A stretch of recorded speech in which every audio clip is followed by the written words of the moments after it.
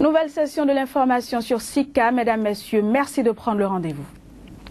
Drame au Bénin, un important incendie a ravagé dans la nuit de vendredi à samedi une partie du marché international d'Antokba, l'un des plus grands de la sous-région ouest africaine.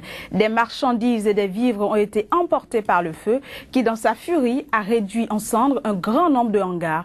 Le président du patronat, Sébastien Adjavon, s'est rendu sur les lieux du drame. Reportage signé Kodjovi Ametonou et Juste Danrissou.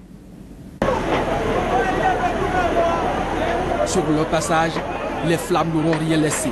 L'incendie aura brûlé une bonne partie du marché dans la nuit de vendredi à samedi. Ce cadre somptueux d'échanges commerciaux reste l'attraction de la sous-région ouest-africaine. Tôt ce samedi matin, le président du patronat a effectué une descente sur les lieux pour s'enquérir des dégâts. Vraiment, vous voyez, c'est encore un drame qui vient de se produire. Au moment où les commerçants ont du mal à se débattre, vous voyez tout ce qui se passe là, vous voyez tout ce dégât. Je pense que il faudrait seulement que nous voyions ce que nous pouvons apporter et qu'on puisse aménager tous ces espaces. C'est aussi notre contribution, on verra ce qu'on peut faire. Je dirais seulement que les gens soient patients et continuent d'avoir le courage qu'on a toujours. Et il faudrait que les autorités et même les particuliers puissent apporter leur contribution pour un temps soit peu régler la souffrance de ces gens-là qui font tout. Nous ferons notre part de boulot. Si au dire des occupants du lieu, les forces de la sécurité sont la cause principale du drame, leur autorité de tutelle reste sereine. Le ministre de l'Intérieur du Bénin, qui a visité le marché, prévoit avec le gouvernement des actions d'urgence. J'entends accuser une partie des forces de l'ordre. Bon, je pense que je ne vais pas dire c'est faux, je ne vais pas dire que c'est vrai. Toujours est-il qu'il y a des gens qui étaient présents. Donc nous allons rapidement mener les investigations rapidement et nous allons situer les responsabilités. En attendant, les femmes du marché pleurent leurs marchandises et autres sommes d'argent consumées. Aucune perte en vies humaines n'aurait été enregistrée pour l'heure.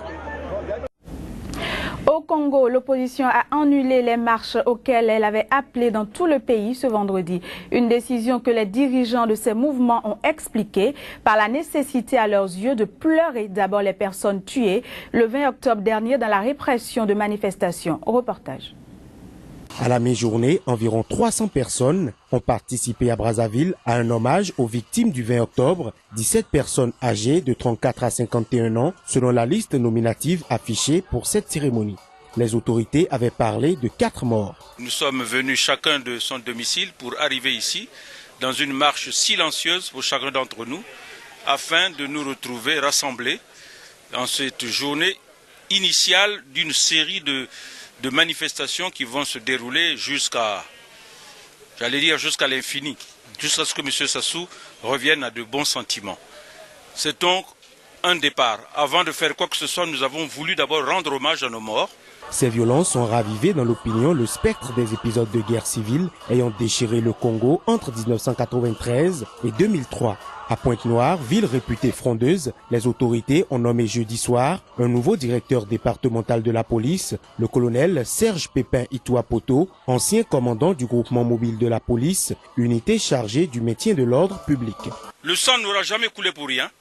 Ces jeunes frères, ces jeunes fils, fauchés dans la jeunesse de leur âge, aussi rêveurs qu'ils auraient pu être pour vivre dans un Congo apaisé, ne sont pas morts pour rien. Et nous leur promettons demain de rendre à leur famille un Congo plus uni, plus sensible aux problèmes de société. Votre pays, qui attendait tant de vous, se voit privé de vos qualités, de vos talents, qui n'attendait qu'une insertion professionnelle pour éclore. Nous vous assurons de notre profonde reconnaissance pour l'engagement qui a été le vôtre au service de ce combat qui sera poursuivi sans faiblesse pour honorer votre mémoire et commémorer votre sacrifice qui ne sera pas vain. Pour la France, ancienne puissance coloniale au Congo, les conditions d'organisation du vote ne permettent pas d'en apprécier le résultat, notamment en termes de participation. Pour leur part, les États-Unis ont déclaré mercredi être déçus par le processus profondément vicié ayant culminé avec le récent référendum sur une nouvelle constitution au Congo. Du Congo, rendons-nous au Rwanda où les députés ont adopté jeudi à l'unanimité un projet de réforme de la Constitution, projet qui ouvre la voie à un troisième mandat du président Paul Kagame en 2017. Si le petit parti démocratique vert est la seule formation politique du pays à s'opposer à un troisième mandat de Paul Kagame, les pro-gouvernements, eux, saluent la réforme. On écoute ici un éditorialiste au New Times, un quotidien pro-gouvernemental. Even if Kagame decides not to run again, the next president will still be also. Même si Kagame décide de ne pas se représenter, le prochain président aura toujours un mandat de 7 ans. Donc, ce serait une erreur de dire que ça a été changé pour Kagame. En réalité, le porte-parole du Parlement l'a expliqué. Ce mandat de 7 ans après 2017 est une période de transition. Donc, la logique de cette période de transition est que le développement du Rwanda est dans un état critique et qu'il y a besoin de continuité dans le gouvernement. That there needs to be some continuity of government. En Côte d'Ivoire, les Nigériens de la diaspora membres du Modern Lumana Africa, le mouvement démocratique nigérien pour une fédération africaine, réitèrent leur soutien à la candidature de Hama Amadou. En session, ils en appellent à la grande mobilisation autour de leur leader.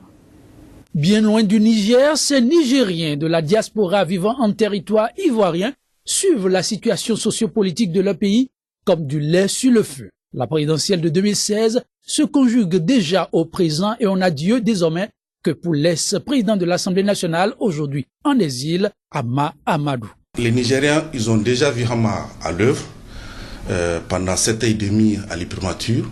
Hama a pu redresser le Niger et laisser un bon acquis au pouvoir de la 7e République. Mais malheureusement, l'espoir qu'ils ont suscité à la veille de leur élection s'est fini par s'effriter. Et aujourd'hui, vous constatez l'adhésion massive au parti de Hama Amadou dans tout le Niger et particulièrement dans la région de Tawa où nous avons des centaines de bureaux installés. La nouvelle page de l'histoire du Niger, martèle la coordination Côte d'Ivoire du Modemfa Lumana Africa, ne peut s'écrire sans le leader du parti. Qu'il soit clair pour tous les Nigériens, il ne pourrait avoir d'élection sans le candidat Hama Amadou. Aucune menace ni aucun dispositif policier ne peut nous empêcher d'aller accueillir le président Hama Amadou à l'aéroport Diori Hamani. Une vision à laquelle adhère pleinement Yacouba Soumana, le coordonnateur national du mouvement. La jeunesse, elle, en fait carrément un défi générationnel. Chaque génération a son travail à faire, a son histoire à faire. J'appelle à toute la jeunesse nigérienne en général et celle du Front patriotique en particulier, de se mobiliser autour de ce leader incontesté, incontestable, qui est la solution pour le Niger. À fond, chaque jour sa partition. Seul mystère bien entretenu jusqu'alors, le jour et la date du retour au bécail supposé du chef de file des l'humaniste, Hama Amadou. Un avion civil russe s'est écrasé samedi dans le centre de la péninsule du Sinaï, en Égypte. L'appareil avait décollé de Sharm el-Sheikh et se rendait à Saint-Pétersbourg. Il transportait 224 personnes à bord, donc 7 membres de l'équipage.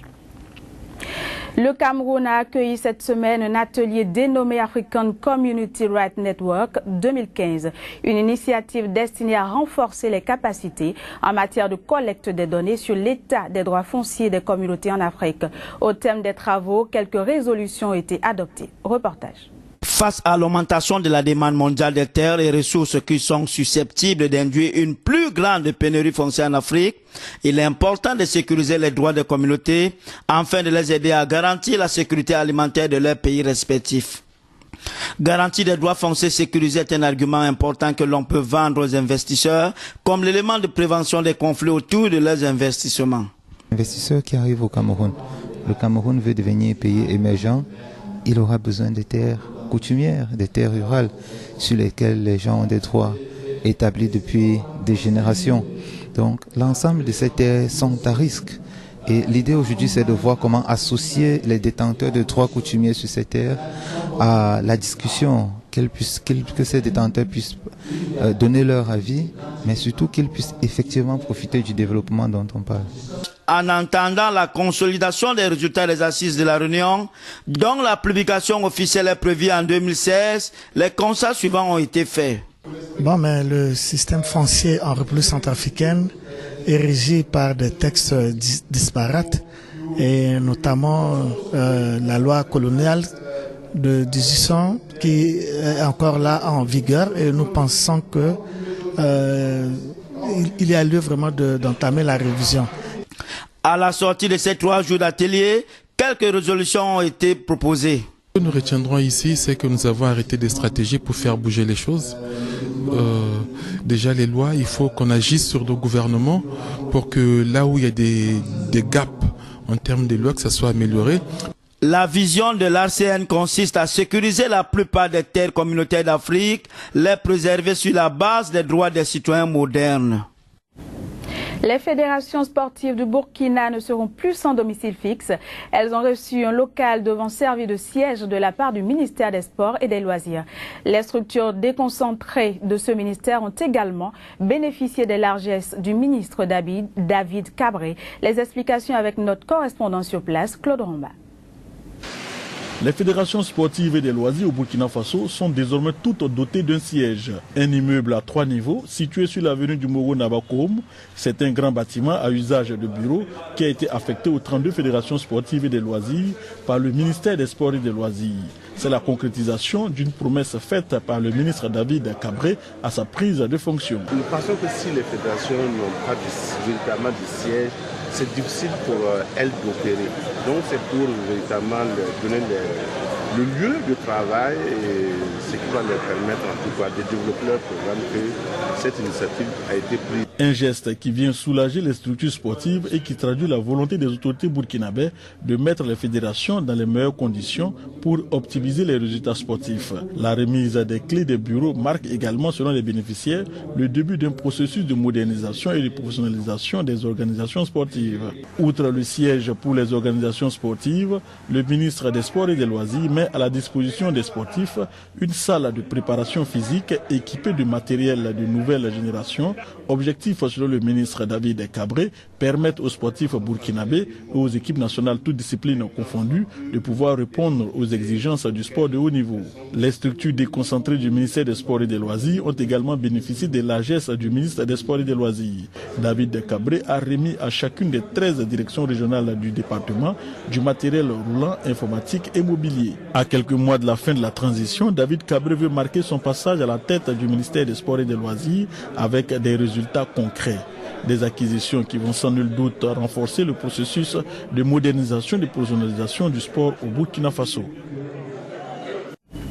Fin de ce journal, merci de l'avoir suivi et agréable suite de programmes sur SICA.